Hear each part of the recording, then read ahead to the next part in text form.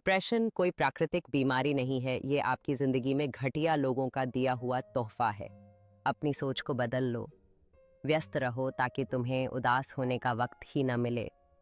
ज़िंदगी में खुद को सकारात्मक कामों में व्यस्त रखो ताकि मन को जब आप अपने आसपास सकारात्मकता लाने वाले लोगों के साथ होते हैं तो जीवन के बोझ हल्के लगते हैं।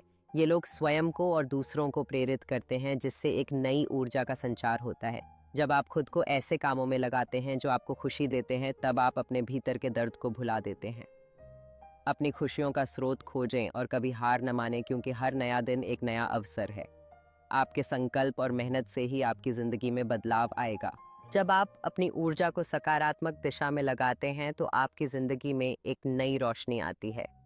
नियमित व्यायाम और बाहरी गतिविधियां जीवन में खुशी और उत्साह का संचार करती हैं।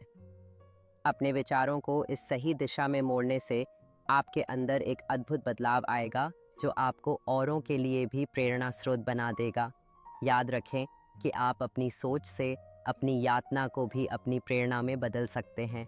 उठो, अपने सपनों का पीछा करो और हर दिन को एक नए अवसर की तरह जियो।